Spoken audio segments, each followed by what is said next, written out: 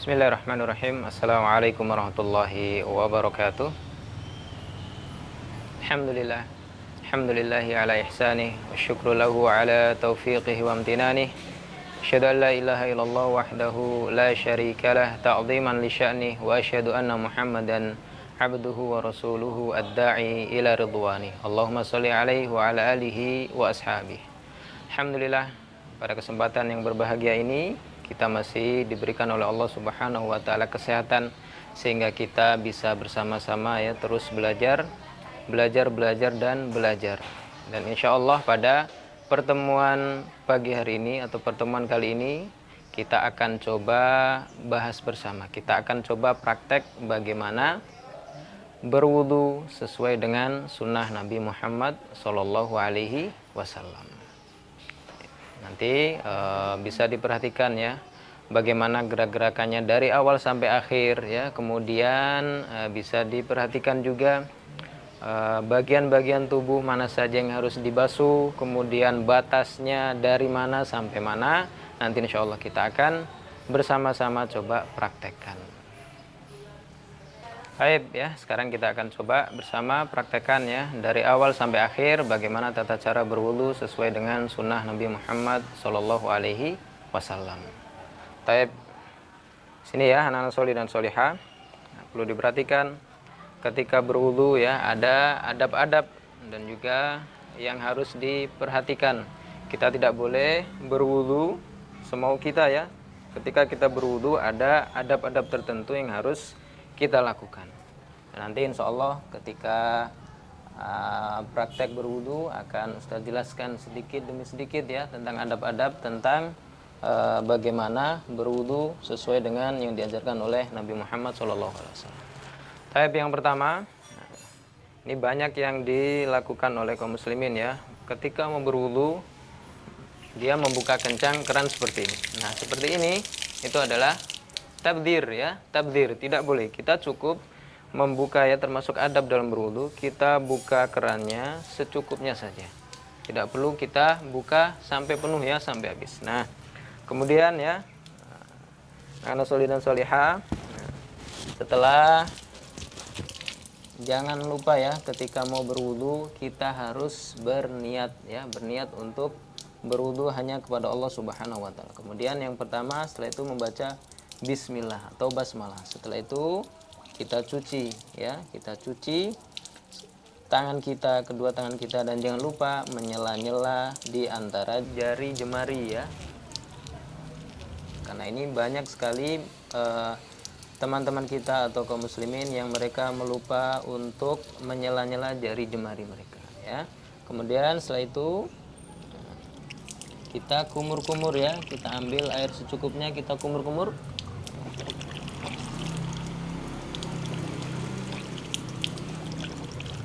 sebanyak 3 kali ya, kumur-kumur sebanyak 3 kali. Kemudian setelah berkumur-kumur kita hirup air ya, kita masukkan air itu ke dalam hidung kita dengan tangan kanan, kita keluarkan dengan kanan kiri. Kita hirup lagi, kita keluarkan ya, sebanyak 3 kali. Nah, setelah selesai menghirup air ya, memasukkan istinsak dan juga istinthar ya. Setelah itu kita membasuh wajah kita. Nah, setelah membasuh wajah kita, perhatikan ya, untuk wajah kita basuh dari ujung ya, dari ujung rambut ini, tumbuhnya rambut sampai bawah sini ya, dari ujung sampai bawah. Kita akan praktekkan ya, dari tempat tumbuhnya rambut sampai bawah sebanyak 3 kali. Nah, setelah membasuh wajah ya, setelah membasuh wajah seperti dengan urutannya kita basuh tangan kita. Ingat batas ya, dari ujung jari sampai siku ya. Perhatikan anak-anak solih dan solihah, sampai siku ya, sebanyak 3 kali.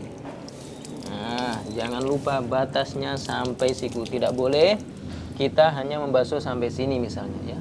Jangan sampai kita membasuh nggak sampai ke siku kita. Kita basuhnya sampai siku ya, batas maksimal ya, atau minimal itu dari sampai siku kita. Kemudian setelah kita basuh yang kanan, kita ganti yang kiri ya, sama dengan tangan kanan kita sebanyak 3 kali ya.